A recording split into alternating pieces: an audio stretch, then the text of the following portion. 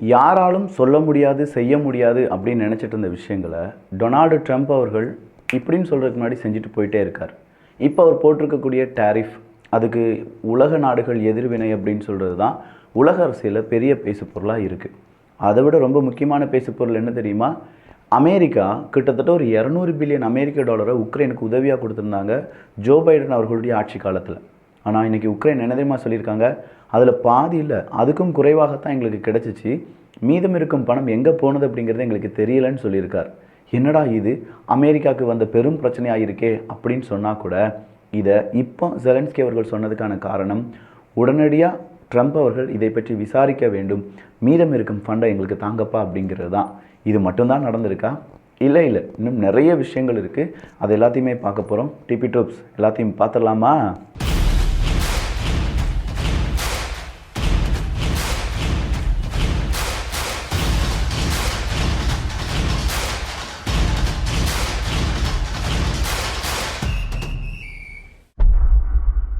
உலக நாடுகள் மாற்றி மாற்றி வரி விதிப்பு எப்படி நடத்தலாம், எந்த விதத்தில் நடத்தினால் நன்றாக இருக்கும் அப்படின்னு சொல்கிற ஏகப்பட்ட விஷயத்தில் அவங்களுடைய காய் நகரத்தில் செஞ்சிட்ருக்காங்க. இந்த நேரத்தில் அமெரிக்கா சீனாவுக்கு எதிராக போட்ட வரி அப்படிங்கிறத சீனா எப்படி தெரியுமா எதிர்கொண்டார்கள்? திரும்ப நாங்களும் வரி விதிக்கிறோம், நாங்களும் சில பொருட்களுக்கு ஏற்றுமதி அப்படிங்கிறத தடை செய்கிறோம் அப்படின்னு சொல்லி தடை செஞ்சுட்டாங்க. ட்ரேடு இல்லாட்டி டேரிஃப் அப்படிலாம் சொல்லி பார்க்கும்போது சில நாடுகள் அவங்களுடைய நாட்டை பாதுகாப்பதற்கும், சில நாடுகள் வேறு சில நாடுகளை அழிப்பதற்கும், இப்படின்னு சொல்கிற இந்த யுத்தத்தில் சேஃபான சைடு ஒன்று இருக்குல்ல, நம்ம பணத்தை நம்ம எப்படி சேவ் பண்ணிக்கலாம் அப்படின்னு சொல்கிறது தான். பட் எனக்கு ஷேர் மார்க்கெட்டை பற்றிலாம் அதிகமாக தெரியாது விக்கி, இல்லை நம்ம போடுற பணம் அப்படியே காலி ஆயிடுச்சுன்னா என்ன செய்வது அப்படின்னு சொல்கிறவங்களுக்காக நம்ம கேபிட்டல் கேரண்டி பிளான்ஸ் நிறையவே இருக்குது. அதில் ஒன்று தான் பஜாஜ் அலையன்ஸினுடைய 500 multi cap momentum quality 50 index அப்படிங்கிறது. இது 100% கேபிட்டல் கேரண்டி பிளான். நம்ம போட்ட பணம் அதுலேயே சேஃபாக இருக்கும். அதை விட கூடுதலாக நமக்கு நிறைய லாபம் கிடைக்கிறதுக்கான வாய்ப்புகளும் இருக்குது. இதனுடைய NAV ப்ரைஸ் அப்படிங்கிறது 10 ரூபாய். பிப்ரவரி 14ஆம் தேதி வரை நம்மளால் இதை வாங்க முடியும். அதற்கான லிங்க் கீழே டிஸ்கிரிப்ஷனில் இருக்குது. இந்த இண்டெக்ஸ்க்கான ஆவரேஜ் ரிட்டர்ன்ஸ் எடுத்து நீங்கள் பார்த்தீங்கன்னா 30.7% கடந்த 5 வருடங்கள்லையும், கிட்டத்தட்ட 22.9% கடந்த 10 வருடங்களையும் கிடச்சிருக்கு. 2014 நம்ம ஒரு 10 லட்ச ரூபாய் இன்வெஸ்ட் பண்ணியிருந்தோம்னா அது 2024 79 லட்சம் ரூபாயாக மாறி இருக்கும். இதே இது நார்மலாக நம்ம பேங்க்கில் போட்டிருந்தோம்னா ஒரு 14 15 லட்சம் ரூபாயாக தான் இருக்கும் என்பதும் குறிப்பிடத்தக்கது. ஸோ 2000 ரூபாய் நார்மலாக இருக்கிறவங்க NRI ஒரு 18,000 ரூபாய்லாம் இன்வெஸ்ட் பண்ணுறீங்கன்னா 2 கோடி ரூபாய் வரை கிடைக்க வாய்ப்புகள் இருக்குது. இதுக்கு எவ்வளோ ரூபாய் இன்வெஸ்ட் பண்ணணும் அப்படிங்கிற லிமிட்லாம் கிடையாது. இதில் 120 மடங்கு நம்ம மந்த்லி பிரீமியத்தில் 120 மடங்கு நம்முடைய லைஃப் கவர் ஆகவும், அதே மாதிரி டாக்ஸ் பெனிஃபிட் இருக்குது என்பதும் குறிப்பிடத்தக்கது. நல்லா பெர்ஃபார்ம் ஆகிற 50 நிறுவனங்கள், 500 நிறுவனங்களில் 50 நிறுவனங்களை எடுத்து அதில் நம்ம ஃபண்டை போகிறதுனால கூடுதலான லாபம் கிடைக்க வாய்ப்புகள் இருக்குது. பிப்ரவரி 14 தான் கடைசி தினம். கீழே லிங்க் இருக்குது. ஸோ இப்படி பலவிதமான வரி விதிப்புகள்லாம் தாண்டி அமெரிக்கா எப்படி அவங்கள செழுமைப்படுத்தி கொண்டிருக்கிறார்கள் அப்படிங்கிறத பார்க்கலாம். ஃபர்ஸ்ட், அவங்களுடைய ஃபெடரல் கவர்மெண்ட் அப்படின்னு சொல்கிற அந்த ஃபெடரல் எம்ப்ளாயிஸ் இருப்பாங்கல்ல, அவங்கக்கிட்ட நீங்கள் இப்போவே ரிசைன் பண்ணிக்கோங்க, இவ்வளோ ரூபாய் சம்பளமாக வாங்கிக்கோங்க அப்படிங்கிற ஒரு மெத்தடை இன்ட்ரடியூஸ் பண்ணார் ட்ரம்ப் அவர்கள். ட்ரம்ப் அவர்கள் இன்ட்ரடியூஸ் பண்ண இந்த பை அவுட் டு ரிசைன் அப்படிங்கிற ஆஃபரை கிட்டத்தட்ட 2000க்கும் அதிகமான ஃபெடரல் எம்ப்ளாயிஸ் வாங்கிக்கிட்டாங்களாம். ஸோ 2000க்கும் அதிகமான ஃபெடரல் எம்ப்ளாயிஸ் ரிசைன் பண்ணிட்டாங்க அப்படின்னு சொல்லும்போதே அடுத்ததாக நியூ கமர்ஸ் அப்படிங்கிறவங்க வர வாய்ப்புகள் இருக்குது. ஆனால் அவங்க எக்ஸ்பீரியன்ஸ்டான பர்சன்ஸாக இருக்க வாய்ப்புகள் இல்லை அப்படின்னும், இதனால் அமெரிக்காவுக்கு பெரும் சிக்கல் வர வாய்ப்புகள் இருக்குது அப்படிங்கிற தகவலும் வெளியாகி இருக்கிறது. இந்த நேரத்தில் தான் ஜெலன்ஸ்கி அவர்கள், எனக்கு கிடைக்க வேண்டிய தொகை எதுவுமே கிடைக்கலப்பா, எனக்கு வெறும் 77 பில்லியன் அமெரிக்க டாலர் தான் கிடச்சிருக்கு, நீங்கள் சொல்கிற மாதிரி 200 பில்லியனும் கிடையாது, 170 பில்லியனும் கிடையாது, அதை விட ரொம்ப ரொம்ப கம்மியாக தான் எங்களுக்கு பணம் கிடச்சிருக்கு. ஸோ இதை மீதி பணம் எங்கே போனது அப்படிங்கிறது எங்களுக்கு தெரியலை. பலமுறை நாங்கள் இதை போய் யார்கிட்ட சொல்லிட்டோம், அமெரிக்காட்ட சொல்லிட்டோம். அமெரிக்க அதிகாரிகள் அது இப்போ வரும் அப்படின்னு சொல்லி எங்களுக்கு சாக்குப்பூக்கெலாம் சொன்னாங்களே தவிர வேறு எந்த தெளிவான எவிடன்ஸும் தரல. இப்போதைக்கு இருக்கக்கூடிய அரசாங்கம் அதை தெளிவுபடுத்த வேண்டும். அப்படி இருந்தால் மட்டும்தான் உக்ரைனுக்கான உதவிகள், இல்லை எங்களுக்கு தேவையான ஆயுதங்களை எங்களால் பர்ச்சேஸ் பண்ணுறதுக்கான அந்த பணத்தை யாரோ ஹோல்டு பண்ணி வச்சுருக்காங்க அப்படின்னு சொல்லியிருக்கார். ஸோ ஒரு ஆட்சி மாறும்போது தான் அங்கே நடந்த அவலங்கள் வெளி உலகத்துக்கு தெரிய வரும். அதன் அடிப்படையில் இப்போ ஜெலன்ஸ்கி அவர்கள் இந்த ஒரு பேச்சு பேசியிருக்காருன்னா கண்டிப்பாக ஜோ பைடன் அவர்களுடைய ஆட்சி காலத்தில் ஏதோ ஒன்று நடந்திருக்கு. 177 பில்லியன், 180 பில்லியன், 200 பில்லியன் அப்படின்னு சொல்லிட்டு இருந்தவங்க மத்தியில் வெறும் 77 பில்லியன் தான் கிடச்சிருக்கு அப்படின்னு சொல்லி இப்போ ஜெலன்ஸ்கி அவர்கள் சொல்லியிருப்பது பெரிய ஏமாற்றமாக பார்க்கப்படுகிறது. இந்த நேரத்தில் அமெரிக்காவும் ரஷ்யாவும் தனியாக பேசிக்கொண்டார்கள் அப்படிங்கிற தகவலும் ஜெலன்ஸ்கி அவர்களுக்கு பெரும் சிக்கலாக மாறி இருக்கும். அது என்னப்பா தனியாக பேசிக்கிட்டாங்கன்னா என்ன அர்த்தம்?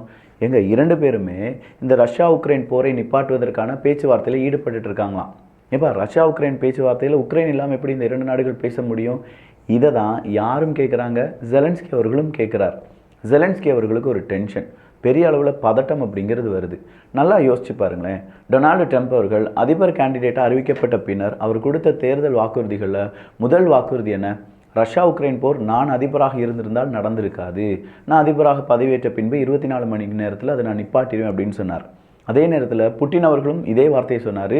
கண்டிப்பாக 2020 2024 வரை டொனால்டு ட்ரம்ப் அவர்கள் அதிபராக இருந்திருந்தார்கள் என்றால் இந்த யுத்தமே வந்திருக்காதுன்னு சொன்னாங்க. அப்போ இந்த யுத்தமே வந்திருக்காது அப்படின்னு சொல்கிறத விட புட்டின் அவர்கள் இன்னொரு வார்த்தையும் சொன்னாங்க, வந்துருச்சு. இந்த யுத்தம் எப்போது நிற்கும் அப்படின்னா ஒரு அரசியல் மாற்றம் உக்ரைனில் நிகழும்போது நிற்கும் அப்படின்னு சொல்லியிருந்தார். இந்த அரசியல் மாற்றம்னா என்ன? ஜெலன்ஸ்கி அவர்கள் உக்ரைனுடைய அதிபராக இருக்கக்கூடாது. ஏன்னா ஜெலன்ஸ்கி அவர்களை அதிபராக மாற்றினதே அமெரிக்கா பவர் தான் அப்படின்னு சொல்லி, அதுவும் ரஷ்யாவுக்கு எதிராகத்தான் ஜெலன்ஸ்கி அவர்கள் அதிபராக இருக்கார் அப்படிங்கிறது தான் நீண்ட நெடிய குற்றச்சாட்டு புட்டின் அவர்களுடையது. அப்போ புட்டின் அவர்களுடைய இந்த கருத்துக்கு ஓகே சொல்லியிருக்காராம் டொனால்டு ட்ரம்ப் அவர்கள். இப்போ டொனால்டு ட்ரம்ப் அவர்களும் ரஷ்யாவினுடைய அதிபர் புட்டின் அவர்களும் என்ன சொல்லிக்கிறாங்கன்னா, எலெக்ஷனை கொண்டு வந்துடலாம், உக்ரைனுக்குள்ள எலெக்ஷனை கொண்டு வந்து ஜெலன்ஸ்கி அவர்களை தூக்கிடலாம், அதன் பிறகு போர் நிறுத்தம் தானாக நடந்துடும், எனவே மெயினாக நமக்கு தேவை எலெக்ஷன் தான் அப்படின்னு சொல்கிற முடிவுக்கு வந்திருக்காங்களாம். இதுதான் ஜெலன்ஸ்கி அவர்களுக்கு பதட்டம் வர்றதுக்கான காரணம். ஏன்னா ஜெலன்ஸ்கி அவர்களுக்கு இப்போ ஃபண்டு கிடைக்கலன்னு சொல்கிறார். உண்மையிலேயே அமெரிக்காவிடமிருந்து அந்த ஃபண்டு உக்ரைனுக்குள்ளே வரலையா, இல்லை உக்ரைனில் வந்த அந்த ஃபண்டை உக்ரைன் இராணுவ வீரர்கள், உக்ரைனுடைய அதிபர் போன்றவர்கள் எடுத்துக்கொண்டு மீதம் இருக்கும் சில ஃபண்டை மட்டும் அந்த யுத்தத்துக்காக பயன்படுத்தி கொண்டார்களா இப்படிங்கிற ஒரு கேள்வி வருமா வராதா? ஏன்னா சாதாரண ஃபண்டு கிடையாதுங்க. 100 பில்லியன் 120 பில்லியன் டிஃப்ரென்ஸ் வருது. 200 பில்லியன் கணக்கு காண்பிக்கிறாங்க, 77 பில்லியன் தான் வந்துச்சுன்னு சொல்கிறாங்க. அப்போ மீதம் இருக்கும் 123 பில்லியன் எங்கே போச்சு அப்படின்னு சொல்லி கேட்காங்க. இதை தான் நம்ம மக்களும் கேட்பாங்க. மக்கள் இந்த கேள்வியை கேட்க ஆரம்பிச்சிட்டாங்கன்னா கண்டிப்பாக அங்கே எலெக்ஷன் நடக்கும்போது இது ஒரு பெரிய எதிர்வினையை உருவாக்குமா இல்லையா? இதனால் ஜெலன்ஸ்கி அவர்களுடைய ஆட்சி அங்கே கவிழுமா இல்லையா? இதை தான் உக்ரைனுக்கு எதிராக ரஷ்யாவும் விரும்புகிறார்கள். அப்போ ரஷ்யாவுக்கு ஆதரவாக டொனால்டு ட்ரம்ப் அவர்கள் 2 பேரும் பேசிக்கொண்டார்கள், ரகசியமான பேச்சுவார்த்தையில் ஈடுபட்டாங்க அப்படின்னு சொல்கிற இந்த செய்தி இப்போ பல ஊடகங்களில் வெளிவர தொடங்கியிருக்கு. இதுக்கு முன்னாடி கூட ட்ரம்ப் அவர்கள் ஒரு வார்த்தையை சொல்லியிருந்தார், எஸ் நான் அவர்கிட்ட பேசினேன், பட் உக்ரைன் விஷயத்தை பற்றி பேசுகிறதுக்காக இல்லை, வேறொரு விஷயத்துக்காக பேசினேன் அப்படின்னு சொல்லியிருந்தார்.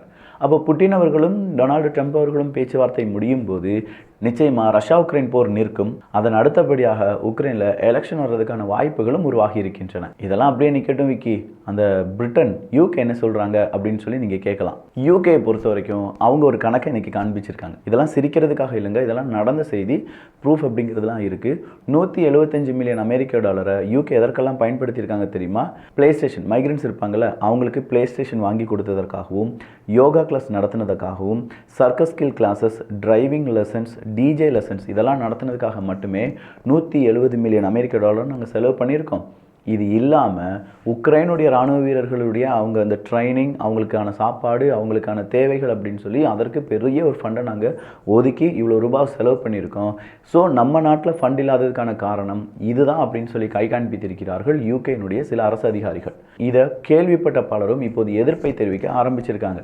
என்ன யூகே இப்படி ரொம்ப இர்ரெஸ்பான்சிவாக இருக்க, பிளே ஸ்டேஷன்லாம் மைக்ரன்ஸ்க்கு ஏன் வாங்கி கொடுத்தீங்க அப்படிங்கிற கேள்வியும், இதே மாதிரி உக்ரைனுடைய இராணுவ வீரர்களுக்கும் பிளே ஸ்டேஷன்லாம் வாங்கி கொடுத்துருக்கீங்களா அப்படிங்கிற ஒரு கேள்வியும் இப்போது உதயமாகி வருகிறது.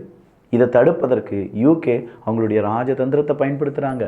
என்ன ராஜதந்திரம்னா, யூகேனுடைய முன்னாள் எம்பி ஒருவர் உக்ரைனுக்காக போராடி கொண்டிருக்கிறார், இதோ அதனுடைய புகைப்படம், நாங்கள் உக்ரைனுக்கு தோளோடி தோள் நிற்போம், எந்த விதத்திலையும் நாங்கள் உக்ரைனை விட்டுவிட மாட்டோம் அப்படின்னு சொல்கிற லெவலுக்கு பக்காவாக ஒரு திட்டம் தீட்டி அரசியல்வாதிகள் வாய மூடுற அளவுக்கு ஊடகங்கள் இப்படி ஒரு செய்தி வெளியாக இருக்கிறது.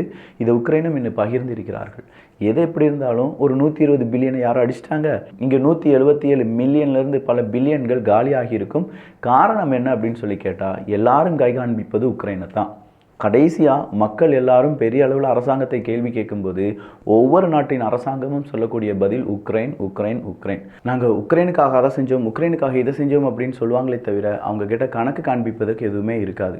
சரி விக்கி, இதெல்லாம் ஒரு புறம் இருக்கும்போது அடுத்ததாக என்ன நடக்கலாம்?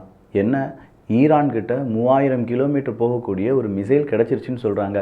இதுதான் பெரிய விஷயமா பார்க்கப்படுது. இந்த மிசைலை கொடுத்ததே வடகொரியான்னு சொல்கிறாங்கன்னா பார்த்துக்கோங்களேன்.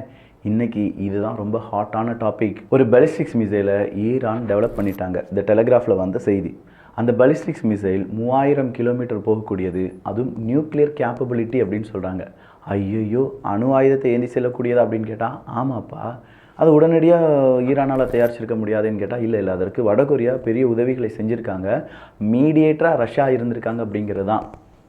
ஒரு நாட்டையே சமாளிக்க முடியாது ஈரானை, இதில் வடகொரியா சுத்தமாக அமெரிக்காவால் சமாளிக்க முடியாத நாடு, ரஷ்யா சொல்லவே வேணாம். இன்னும் 3 நாடுகளும் சேர்ந்து ஒரு விஷயத்தை டெவலப் பண்ணியிருக்காங்க அப்படின்னு சொல்கிற செய்தி இந்த டெலகிராஃபில் வெளியாகி இருக்கிறது அப்படின்னு சொல்லும்போதே இது எவ்வளோ பெரிய பேசு பொருளாக மாறும் அப்படிங்கிறத கொஞ்சம் யோசிச்சு பாருங்களேன்.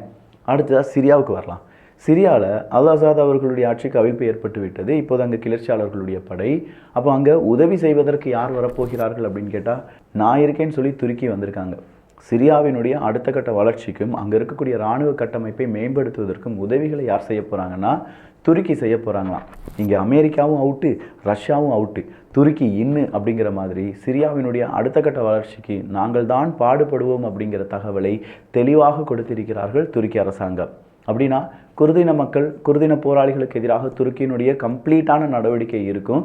பட் சிரியா மீண்டும் புனரமைக்கப்படுமா, இல்லை அந்த இடத்துலையும் துருக்கிக்கு சாதகமாக சிரியாவை மாற்றுவார்களா அப்படிங்கிற ஒரு பெரும் கேள்வியும் இருக்கிறது. இதெல்லாம் ஒரு புறம் இருக்கட்டும் விக்கி, பிரான்ஸ் என்ன செய்கிறாங்க அப்படின்னு நீங்கள் கேட்கலாம்.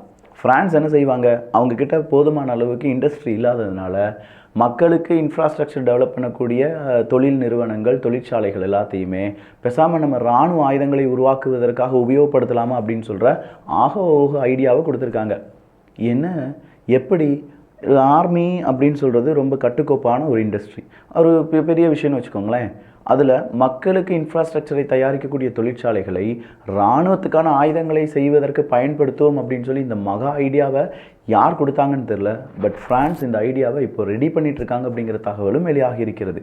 இந்த ஐடியாலாம் வெளியே வந்துச்சுன்னு வச்சுக்கோங்களேன், எப்படி இருக்கும்? ட்ரோன் பறக்கும், ஆனால் மிலிட்ரி கிரேடில் பறக்குமா அப்படின்னு கேட்டால் அது சிவிலியன் இண்டஸ்ட்ரி தயாரிச்சதுங்க, அப்படி தான் இருக்கும். அதை வேணால் நம்ம உக்ரைனுக்கு கொடுத்துடலாம் அப்படின்னு சொல்லி உக்ரைனுக்கு அவங்க கொடுத்துருவாங்க. இதே மாதிரி தான் எல்லா நாடுகளுடைய நிலைமையும் இருக்குது. உக்ரைனுக்கு உதவி செஞ்சு பல நாடுகள் தேய்ந்து போயின, பல நாட்டில் அரசியல் மாற்றங்கள் வந்து விட்டது, பல மனிதர்கள் ஊழல் செய்ய ஆரம்பித்து விட்டார்கள். ஆனால் உக்ரைனுக்கான உதவியும் கிடைக்கல, ரஷ்யாவை தோற்கடிக்கவும் முடியலை. அப்படின்னா அடுத்ததாக என்னவா இருக்கும்? சில நாடுகள் மெயினாக அவங்களுடைய இன்ஃப்ராஸ்ட்ரக்சரையும் அவங்களுடைய டிஃபென்ஸ் செக்டாரையும் எப்படியாவது பாதுகாக்க வேண்டும் அப்படின்னு சொல்லி முயற்சி செய்கிறாங்க. பல கண்டுபிடிப்புகள் அப்படிங்கிறது வந்திருக்கு. அந்த மாதிரியான கண்டுபிடிப்புகள் என்ன அப்படிங்கிறதெல்லாம் வரக்கூடிய பதிவுகளில் பார்த்துடலாம். ஸோ இந்த பதிவு எப்படி இருந்துச்சு அப்படிங்கிற உங்களுடைய கருத்துக்கள் இங்கே வரவேற்கப்படுகின்றன. நான் முதலே சொன்ன மாதிரி பஜாஜ் அலையன்ஸினுடைய 500 மல்டி கேப் மொமெண்டம் குவாலிட்டி 50 இண்டெக்ஸில் இப்போவே இன்வெஸ்ட் பண்ணோன்னா கீழே இருக்கக்கூடிய லிங்கை யூஸ் பண்ணிக்கோங்க.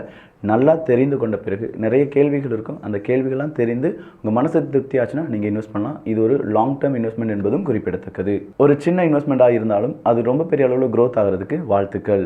நல்லதை பகிர்ந்து நல்ல சமுதாயத்தை உருவாக்குவோம். நன்றி, வணக்கம்.